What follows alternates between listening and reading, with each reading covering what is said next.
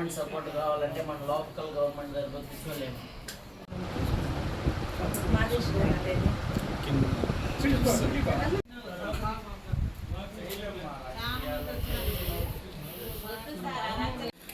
Corona టైంలో చాలా services చేశాను.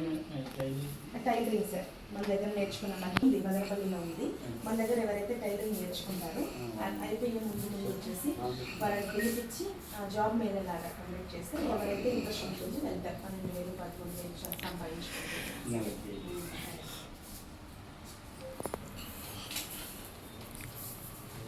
యోగా కార్యక్రమాలు చేస్తుంటాం. ఇవి వేస్ట్. ఆక్సిజన్ కాన్సన్ట్రేటర్స్ దాదాపు ఒక 16 లక్షలు విలువ చేసేకి పంపించారు. అప్పుడు గవర్నమెంట్ ఇక్కడ మదనపల్లిలో ఉన్నటువంటి ఏరియా హాస్పిటల్కి మేము వాటిని అప్పుడున్న ఎమ్మెల్యే సార్ చేతుల మీదుగా అందించడం జరిగింది. ఇంకా మురికివాడల్లో స్లమ్ ఏరియాస్లో యుక్త వయసుకు వచ్చిన ఆడపిల్లలు ఉంటారు. వాళ్ళకు హైజీనిక్ మీద ఎలా ఉండాలి, ప్యాడ్స్ యూజ్ చేయాలి, అండర్ గార్మెంట్స్ వాళ్ళకు ఉండవు సరిగా, దానికోసం ఉచితంగా అందించడం ఇలాంటివన్నీ కూడా. చెప్దామా అందరూ?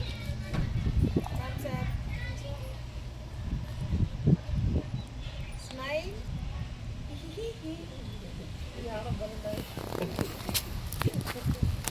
ఎట్లా ఉంటాను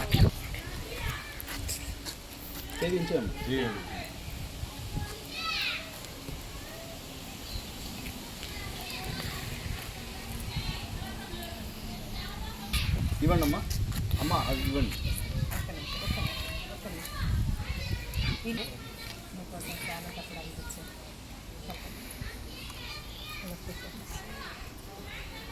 బిర్యానీ బాగా చేస్తారు.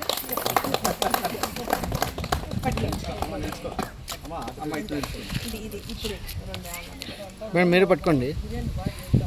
మదేష్ కొంచెం సరిపోతుంది. ఏమి ఇవ్వకపోయినా పర్వాలేదు. పైకి పైకి ఎక్కియండి అన్న బాగా వస్తుంది.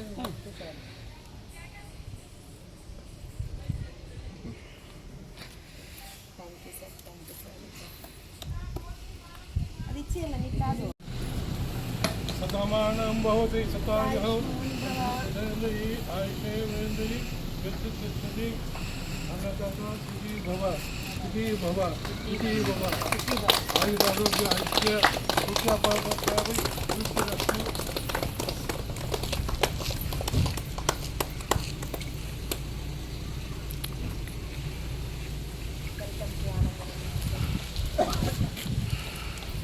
ధర్మం అనేది శ్రీరాముడు ధర్మదేవత.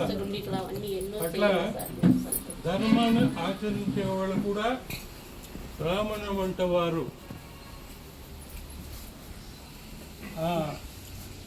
ఆనంద నిలయం ధాత్రి ఫౌండేషన్ వారు డాక్టర్ స్వాతి చక్రపాణి వాళ్ళ ఆధ్వర్యంలో ఎంతోమంది వృద్ధులకు అన్నదాన కార్యక్రమములు శ్రీ మురుగన్ గారు కూడా ఇప్పుడు చెప్పినట్టు కూడా ఇవంతా ముందు ఉంటే ఎవరికైనా సంతోషము ఆనందము వీళ్ళమంతా ఆనందము వీళ్ళు చొలగా 100 ఏళ్ళు ఉండాలని సమానం భవతి సతాయు పురుష శతేంద్రియ ఆయుషేంద్రియ చతుష్ఠతి శాంతరస్తు పుష్టరస్తు తుష్టరస్తు ఆయుష్మస్తు ఆరోగ్యమస్తు ధనధాన్య సమృద్ధరస్తు పుత్ర పవిత్ర వృద్ధురస్తు. సంవత్సరం అయింది మనం కూడా ఈ సేవా కార్యక్రమం స్టార్ట్ చేసి. కదా మనం ఇంతకుముందు అయితే తమిళనాడులో చేస్తాను. నేను పుట్టి పెరిగింది అయితే తమిళనాడులో చేస్తాను. నేను బతుకుచేటు కోసం ఆంధ్రాకి వచ్చినోడిని. ఆంధ్రాకి వచ్చి దాదాపు 28 సంవత్సరాలు అయింది. పొలం నేడుకు వచ్చి 28 సంవత్సరాలు బయట చేస్తాను. సరే మన బతుకుచేటు కోసం వచ్చి ఒక పేద కుటుంబం నుంచి వచ్చినోడు బయట. నేను పేద కుటుంబం నుంచి అంటే ఒక పూటకి అన్నం తినాలంటే మా అమ్మ సంపాదన వచ్చి మనకి పెడితేనే మేము తినగలుగుతాం. ఆ స్థాయి నుంచి నేను వచ్చినాను. అందువల్ల ఆ కష్టం చూసినాను. ఆ కష్టం చేసి దేవుడు నన్ను ఆ గంగమ్మ తల్లి దగ్గర పోయినప్పటి నుంచి గంగమ్మ తల్లిని వేడుకున్నాను. బాగున్నప్పుడు నేను ఆలోచించినాను, నేను ఒక పూట కష్టపడినాడు మా తల్లి సంపాదన వచ్చి ఇచ్చింది, నేను ఈరోజు బాగున్నాను, నేను ఎందుకు 10 మందికి సాయం చేయకూడదు అనేసి ఈ సేవా కార్యక్రమం దిగినాను. నాకు ఈ సేవా కార్యక్రమం దిగినప్పటి నుంచి చాలా సంతోషంగా ఉంది. కానీ ఇది సాలదు, ఇంకా చాలా చేయాలా అనేసి ఆ దేవుని ఆశీర్వాదం కావాలనేసి తిరుగుతానమ్మా. దాదాపు ఈ 1 సంవత్సరం చాలా సంతోషంగా ఉంది ఇది వచ్చిన దానికి. మీ అలాంటి వాళ్ళ ఆశీర్వాదము దాదాపు మీకైతే 70-80 ఏళ్ళు అయింటుంది. కానీ ఈ వయసు వరకు ఆ దేవుడు మనల్ని పెడతాడా లేదా అయితే తెలియదు. ఏదో మనము మా తల్లిదండ్రులు ఏదో పుణ్యం చేసినారు అనుకునేసి మీ ఆశీర్వాదం నాకు ఈరోజు దొరికింది. చాలా సంతోషంగా ఉంది. కోటి దేవతల ఆశీర్వాదం ఇచ్చినట్ల సంతోషంగా ఉంది. చాలా హ్యాపీగా ఉంది. మేడం గారు చెప్పినారు, వాళ్ళు దేవునితో సమానం. అంటే ఇది ఈ కార్యక్రమం చేసుకొని మనకి ఇదంతా సేవలు చేసుకొని మనకి ఉండాలంటే దేవునితో సమానం. వాళ్ళైతే ఈ కాలంలో అన్న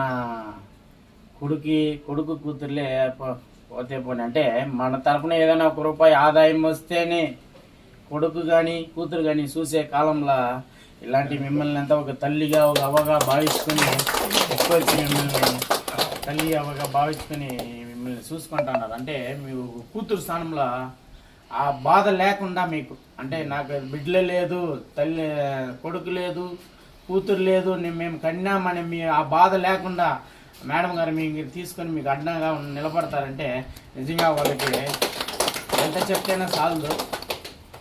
మాకు చాలా సంతోషంగా ఉంది. ఇంకా మేడం గారికి కూడా మేము ఫుల్ సపోర్ట్ చేసి వాళ్ళకి ఏం కావాలనో ఖచ్చితంగా నా తరపున అయ్యే సపోర్ట్ కూడా నేను చేస్తాను. ఏమంటే మీ తల్లితో సమానం. ఇలాంటి దానికి మనం అండగా ఉంటే ఆ దేవుళ్ళు మనకి సపోర్ట్గా ఉంటారనేసి, మనకి ఏం దేవుళ్ళు ఏమని కోట్లు ఇమ్మని అడగమని అడగము. చెయ్యి కాలు గట్టిగా పెడితే సంపాదించే సోమత మనకి ఉంది, సంపాదించి మీ అలాంటి వాళ్ళకి 10 మందికి అన్నం పెట్టే మాకు చాలా సంతోషము. నిజంగా మేడం గారు మీ మళ్ళా చెప్పేదని కాలేదు, దేవుళ్ళ కంటే ఎక్కువ కాలం చూస్తా ఉన్నాము. చాలా ఊర్లు పోతా ఉన్నాము, చాలా అన్ని దేశాలు పోయేసి వస్తున్నాం, గడిగేసి చూస్తా ఉన్నాం. పక్కలనే మాకప్పుడు మన కంటి ముందరే జరుగుతా ఉంది. కానీ మీకు ఇటువంటి చోటు లేకుండా మేడం గారు కూతురు స్థానంలో ఉన్నారు. నిజంగా మీకు కూడా నేను కొడుకుగా సపోర్ట్గా మేడంతో ఉంటామనేసి. ఒక ముఖ్యమైన ఒక విశిష్ట అతిథి చేశారు. పొలంనేరు దగ్గర గంట ఊరు వాస్తవ్యులు శ్రీ మురుగన్ గారు. అక్కడ ఒక గంగమ్మ గుడి చైర్మన్. ఎంతో మంచి బాధ్యతలు నిర్వహిస్తూ ఎంతో మంది పేదవాళ్ళకు చేయూతను అందిస్తూ హెల్త్ బాగలేదు అని తన వరకు వచ్చిన వాళ్ళని అనారోగ్య సమస్యతో ఎవరైతే వస్తారో వాళ్ళకు వెంటనే ఆరోగ్యాన్ని ప్రసాదిస్తూ మీరు ఇలా వెళ్ళండి, ఇలా చేసుకోండి అని తన వంతు బాధ్యతగా తన సొంత డబ్బులతో వాళ్ళకి అనారోగ్య సమస్యలను నయం చేసి తిరిగి వారి యథావిధి కార్యక్రమాలు చేసుకునే విధంగా ప్రోత్సహిస్తున్నారు. నాకు తెలిసినంత వరకు చాలా తక్కువ తెలిసినా సరే అనతి కాలంలోనే 1 సంవత్సరంలో పొలంనేరులో చాలా ఒక సేవా రంగం వైపు వాళ్ళు ముందుకు వచ్చారనమాట. ఈ సేవా రంగంలో నిజంగా ఇలాంటి వాళ్ళు రాజకీయంలోకి వస్తే ఇంకా బాగుంటుందని నా ఆలోచన. ఎందుకంటే సేవ చేసే మనసు ఉంటే ఎంతో మందిని మార్చడమే కాకుండా తన వెనుక నేను సార్ గారిని చూడడానికి వెళ్ళాను. ఎంతమంది వెయిట్ చేస్తున్నారంటే నిజంగా ఒక గొప్ప వ్యక్తి కోసం వెళ్ళినప్పుడు మనం క్యూలో ఉండి వెళ్లాల్సిన పరిస్థితి. ఎంతో మంది తన కోసం వెయిట్ చేస్తున్నారు. ఎందుకు? తన బాధలు చెప్పుకోవడానికి. సార్ నాకు ఇలా ఉంది చెప్పుకోవడానికి. పొలంనేరుకి ఏదైతే వెళ్ళామో కొంతమందికి సరుకులు ఇవ్వడానికి, కొంతమంది పరామర్శించడానికి సార్ చేతుల మీదుగా అందివ్వడం మాకు కూడా చాలా అదృష్టంగా భావిస్తున్నాం. ఎందుకంటే మేము ఇచ్చిన సరుకులు 1 నెలకు అయిపోతాయి. కానీ సార్ ఇచ్చిన మాట అక్కడ వాళ్ళ జీవితం మార్చే మాటలుగా మంచానికే పరిమితమైన వాళ్ళకి మేము సరుకులు ఇవ్వడం వరకు వెళ్ళాం.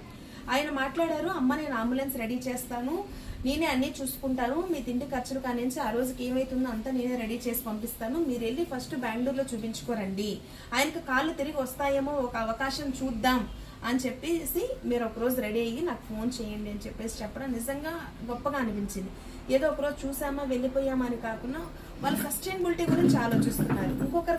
ఇంకొకరికి కాళ్ళు లేవు. ఒకతను వాళ్ళ భార్య కూడా కాళ్ళు యాక్సిడెంట్ అయ్యి కాలు తీసేస్తే వాళ్ళ భార్య కూడా నాకు వద్దు, ఇంకా నువ్వు సాకలేవు అని చెప్పేసి వదిలేసి వెళ్ళిపోయింది. వాళ్ళ చెల్లి పిల్లలు ఎవరో వచ్చి నిజంగా హార్ట్ టచింగ్, మీరందరూ చూస్తే అక్కడే ఏడ్ చేస్తారు. వాళ్ళ భార్య వెళ్ళిపోయింది, వాళ్ళ చెల్లి పిల్లలు ఎవరో వచ్చి వాళ్ళకి ఏదో ఇంత అన్నం పెడుతున్నారు. అక్కడ చూస్తే ఏమీ లేవు. అలాంటి వాళ్ళకి మేము సరుకులు ఇవ్వడానికి వెళ్ళాం. అతనికి ఏదైనా షాప్ పెట్టిస్తానని చెప్పేసి సార్ మాట ఇచ్చారు. మేము ఒక రోజు గడవడం కోసం మనం ఆలోచిస్తుంటే లైఫ్ అంతా ఎలా వాళ్ళు బతకాలి అని చెప్పేసి ఎంతో గొప్పగా ఉదార స్వభావంతో తను ఆలోచించడం నిజంగా నా మనసుకు సంతోషం అనిపించింది. అవన్నీ గమనిస్తూ నేను సార్కి ఇన్వైట్ చేయడం జరిగింది. సార్, మీలాంటి వాళ్ళు మా ఆనంద నిలయానికి రావాలి, మీలాంటి వాళ్ళు మన ఆశ్రమవాసులు అందరూ కూడా చూడాలి. మన బ్లెస్సింగ్స్ అంతా కూడా ఇంకా ఆ దేవదేవుడు ఇలాంటి మంచి కార్యక్రమాలు చేయడానికి శక్తియుక్తులు మన ఆశీర్వాదాల ద్వారా మన పెద్దలందరూ ఆశీర్వచనాలు వీళ్ళకి అందించాలి. ఇంత మంచి మనుషులు మన సంస్థలో కూడా అడుగు పెట్టాలి అనే ఒక ముఖ్య ఉద్దేశంతో నేను పిలిచి ఇన్వైట్ చేయడం జరిగింది. చెప్పిన ఒక 4-5 రోజులకి నిజంగా సార్ రావడం నిజంగా చాలా సంతోషంగా ఉంది. మనందరి ధాత్రి ఆనంద నిలయం ద్వారా మీరందరూ కూడా ఒకసారి మీ దగ్గర ఉన్న పువ్వులతో సార్ని ఆశీర్వదించి ఇలాంటి కార్యక్రమాలు ఎన్నో గొప్పవి చేయాలని మనస్ఫూర్తిగా ఆశీర్వదించండి. లేచి ఒకసారి